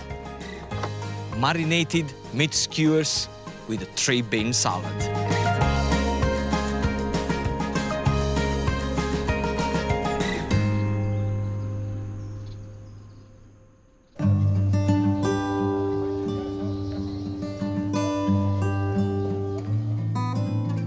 It's time for me to leave Tuscany.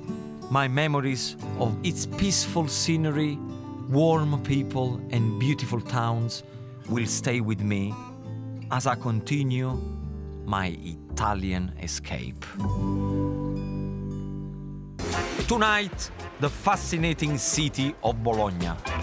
Ciao bello, how are you doing? Nice. An Italian treasure trove. The best sausage in the history of Italian sausage. And think you know Bolognese sauce? Well, think again. My grandfather showed it to me when I was a little boy, and I've been using the same recipe since then. This is my Italian escape. Italians use 3 words to describe the city of Bologna. The red, for its red buildings and socialist politics. The learned, because it has the world's oldest university, founded in the 11th century. And the fat, which is a nod to the city's food and how well the population eats. This rich food heritage means I just have to pay a visit. If you look at the map of Italy, Bologna lies to the north, in the region of Emilia-Romagna. Bologna became rich from trade. Its merchants built over 100 defensive towers within the city walls, but only a few remain. As the city prospered and developed, nearly 40 kilometers of porticos were built. These were house extensions over the pavement below, and range from early wooden ones to the later extravagantly decorated variety. With the city's trade and wealth came great food, and the town gave its name to a sauce which is globally known as Bolognese. I couldn't come to the center of Bologna without finding out about the most famous Italian sauce in the world, the Bolognese sauce. I mean, I've been cooking Bolognese sauce since I was like a little boy, 10, 11 years old, and I just wanted to make sure that I haven't missed any tricks. To find out the secrets of a great Bolognese, I need to meet one of the best chefs. Anna Maria Monari has been cooking Bolognese sauce in her trattoria for 28 years. She's a legend, and I want her to teach me about her recipe, which was passed down the generations by her grandmother. Buongiorno Anna Maria. Ciao. Come stai? Bene, tu? Tutto bene? Mua. Mua. Che stiamo facendo? Il ragù. Il ragù Alla bolognese. Alla bolognese. Alla bolognese. Io ho sempre voluto vedere come si fa il ragù alla bolognese, quello là vero. Adesso io te lo insegno e tu stai attento perché sei giovane e hai tutto da imparare. Ok, I think I'd better listen hard. Qual è il segreto?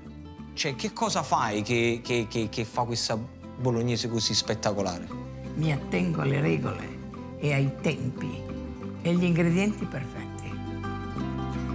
Anna Maria shows me how she prepares her vegetables and explains why her onion goes through some severe surgery. She just said one very important thing: whenever you cut an onion in half, you need to take the heart of the onion away, because that is what it gives you acidity. It makes the digestion going really funny. Prima di morire lei, ci fa morire a noi. Ti fa morire. She said, before you kill yourself, it's better to kill the onion first by taking the heart. That's the way it should be done. She uses a combination of minced meats that I've seen before: pork and beef. But what's new to me is the way she uses tomato concentrate. She said, whenever you put tomato concentrate, put a little bit of water, so then when you mix into the ingredients, it melts properly. This is cool. People from Bologna use very little tomato in their sauce. But the British, Northern Europeans and Americans make a more tomatoey version. Anna Maria's next tip is to avoid wine. For the type of ragù she makes, it will give an acidity. Ascolta, il ragù è una melodia, bene? Okay. È come che tu in mezzo a una melodia di archi bellissimi che fanno ognuno del meglio di sé, fai così. She said ragù is like a melody. It's like hearing all the violin and the arches in an orchestra, and all of a sudden you hear somebody drumming. So that's what the wine does. I'm not sure about that, because the wine, if you take the acidity part away, the alcohol away, you should be able to pick up the wine flavor. But who am I to contradict this beautiful woman? And I think if I do that in Italian, she will kill me. So she's now showing me the pasta that is going to go with the ragù, which is tagliatelle. Egg pasta made with 100 grams of plain 00 flour and 1 whole egg. Nice and simple. È questo. And she said a lot of elbow grease. A dopo, dai. Mua. Mua. Ciao, Carlo. Ciao, bella. Ciao. It will take 8 hours to cook, and I can't wait to try it with handmade tagliatelle. People make the mistake of using slippery spaghetti for this dish, but bolognese sauce sticks much better to wider, flatter tagliatelle. The end result looks delicious, but how does it taste? The meat, I would expect it to be heavier, but it's not. It's actually quite light. I love the balance of the flavor, and the texture is very fascinating because it's not too much sauce. You got a little pieces of heaven into your mouth that really explodes. I've never tried a ragù alla bolognese like this before, and I understand why she is the queen of the ragù alla bolognese. Ho detto, ora capisco perché tu sei la regina del ragù alla bolognese. Grazie. Brava. Molto grazie. Brava, brava, brava, brava. Grazie, grazie, grazie. Anna Maria's pasta was stunning, and it's made me want to cook a special version of tagliatelle alla bolognese. So I'm heading up to the rooftops of this lovely city to cook a recipe that's been in my family for many years. My grandfather showed it to me when I was a little boy, and I've been using the same recipe since then. I'm using minced beef and pork, which needs a bit of a massage. Drizzle a little olive oil on top. Then use your fingertips to loosen up the meat. And this is a great tip because then when you fry the meat, it's gonna crumble very, very easy. Once you coated all the meat with oil, set aside and wash your hands. I'm starting my bolognese sauce with an Italian vegetable base of celery, onion and carrots. This is called soffritto. These chopped vegetables caramelize and give a rich flavor. I remember my grandfather used to say to me, if you don't have the soffritto, do something else. Don't make a bolognese sauce, otherwise it's not going to work. My soffritto is nice and golden. Now it's time to add the meat. What you have to do, with the help of a wooden spoon, break the meat into the pan. The beef texture plus the fat and flavor from the pork make a winning combination. But please don't tell Anna Maria what I'm going to use next. Let me tell you something. If the red wine is not good for your palate, it shouldn't be good for cooking. Trust me. Once the alcohol has evaporated, I add my grandfather's secret ingredient. Milk. The reason why you add milk is because it helps to tenderize the meat. Don't add too much. Probably you want about 6 to 7 tablespoons, no more than that. And make sure you stir everything together again. You won't allow the milk to bubble away for about a couple of minutes. Whenever you make bolognese sauce, you should never put too much tomatoes in it. Okay, so what I'm gonna start is with double tomato concentrates. It's gonna give me a nice shine to the sauce and lots of flavors. Next, I'm going to add the passata. Sieve tomato, about 300 milliliter. That's all the tomato I'm using, and it needs to be properly mixed into the meat. It's time to pour in the vegetable stock, enough to cover the meat. This succulent sauce needs to simmer for 3 hours, and then rest for a more intense flavor. I couldn't serve my beautiful sauce with anything except tagliatelle. Always mix the pasta into the sauce so every strand gets a good coating. Pile it high. The last touch, a little drizzle of extra virgin olive oil on top. Buonissimo. And there you have it. My grandfather tagliatelle alla bolognese, cooked right here on the top of Bologna. Happy Gino. I have found out all I can about the city's most famous food. But there is more to discover. I'm enjoying my time in Bologna. Often overlooked by tourists for nearby Florence or Siena.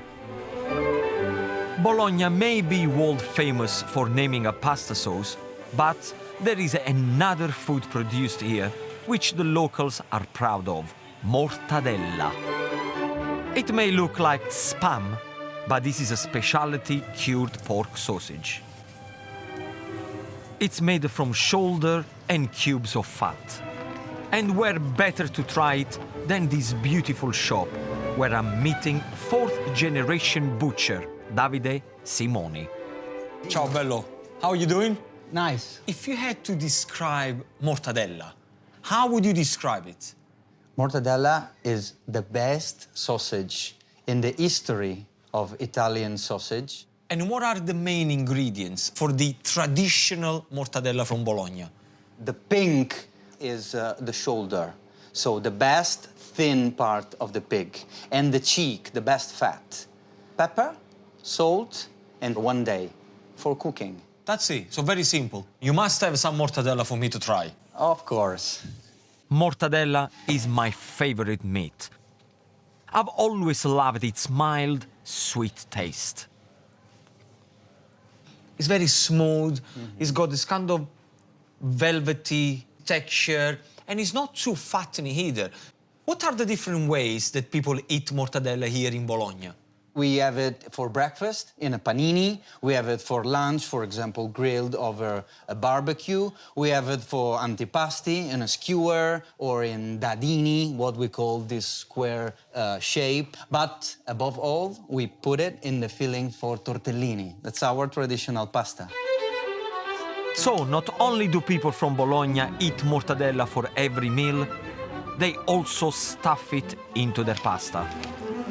If you go everywhere in Italy, there is always a particular shape of pasta which is associated with a region or with a town, with a city, it would be impossible for me to come to Bologna and not to learn how to make the Bologna shape of pasta, which is tortellini and tortelloni. Tortelloni are large ring-shaped pasta, usually stuffed with ricotta cheese and spinach. Tortellini are the smaller version, normally filled with mixed meats and served with broth. I'm off to visit sisters Monica and Daniela Ventura, who I've heard make some of the best tortellini in town. Buongiorno! Come va? How do you make your pasta? Only flour, double O, and eggs, without salt, without oil, nothing, only that. Fresh pasta without salt. Why? Because you salt the water. Ah, I always make fresh pasta with a little pinch of salt. No? No. That's the way my mother told me. How am I going to say now to my mother that she was wrong? What's the filling in there? What have we got? It's an old recipe. We cook it with the butter, pork, mortadella, ham. So this is actually already cooked? Yes. Girls, what are we doing here? So we are putting some filling in the square, and then we start to close tortellinis. You're going too fast. The sisters may be going fast, but it's not surprising. They've been making pasta here for 18 years. They fold the corners together and trap the filling inside. Then the pasta triangle is turned around their finger for that circular shape. So how is the tortellini shape came about? The legend says a priest saw through the keyhole a fantastic woman that was Venus, and he saw the belly button. And so he decided to reproduce with making pasta the shape that he fell in love with. So he made tortellino, and as you can see, it's like a belly button. And tell me something, this priest that looks through a keyhole, a naked woman, and the only thing that he's fascinated with is a belly button. He was a priest. So I see, all right, all right, that's why he's the priest. Time for me to make my first tortellino. Yes. And it's a little fiddly. Squeeze. Squeeze, 1 second. Then turn around. Perfect. Oh, this is my first belly button, look. Huh? It's great. Not bad. No. If you go faster for Christmas, we can ask you to come here and work and make 60 kilos a day of tortellinis. 60 kilos, these things? Yeah. No. I think I'm gonna... Go to holiday. I'm gonna go somewhere else at Christmas. Yeah. Who showed you how to make tortellini? When we were little young girls, our grandma, our mother started to teach us how to make tortellinis. The problem was that we made one and ate 3. So we were out of the kitchen. Okay, I want to try the tortellini. It's too much talking. I need to start to taste. Okay, so... What's the best way to do it? These gorgeous tortellini are simmered and served in chicken broth. And I can't wait to get my teeth into them. The first thing that I get is the mortadella. Then definitely the pork. Buoni. Simple flavors. Great, nice and al dente. I love it. Pasta fillings don't always have to be savory. So I've come up with an idea for sweet pasta, stuffed with ricotta cheese, nuts, and delicious chocolate chips. It's gonna be the best dessert you ever had. And where do we start? Right here, with 00 plain white flour. In there, I'm going to add 2 whole eggs and 1 egg yolk. In goes unsalted butter and caster sugar. Get yourself a wooden spoon and start to work the flour into the egg, the butter, and the sugar with the back of the wooden spoon. Straight in, from the middle, go around. This technique stops me getting messy. I'm gonna get the back of the wooden spoon sticky first, and then I'm gonna put my fingers in there. Turn the dough out and knead away. And with a little Gino magic, the dough is done. Rest the dough in a fridge for 15 minutes. It will be easier to roll. For the filling, I've got ricotta cheese. Make sure, with the help of a fork, that you make the ricotta nice and smooth. Chopped hazelnuts give a crunch. Then add the zest of 1 whole orange. And would you believe it? Chocolate chips for pasta. Mix everything together. I've made some discs with rested pastry. But before they can be filled, make sure you go yourself a beaten egg and a pastry brush.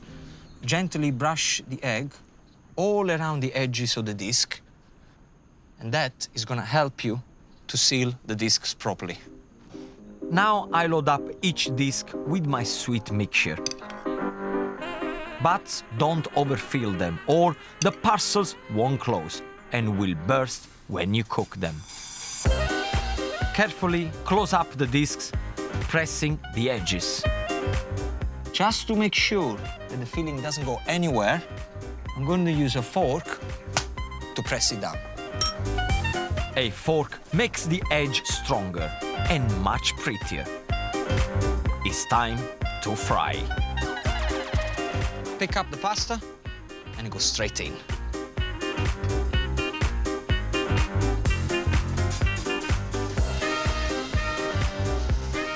Exciting. Beautiful. Look at that. All nice and golden, bubbling away. This is gonna be great. This is taking approximately 1.5 minutes on each side, and they're ready to come out. Definitely ready. Nice and crispy, so get yourself straight away a serving plate. These half moons are best served hot, so you need to be quick here. I'm gonna drizzle a little honey on top. And finally, a little touch of icing sugar. Beautiful. Sweet pasta filled with ricotta cheese, crushed hazelnuts, orange zest, and chocolate chip. Enjoy.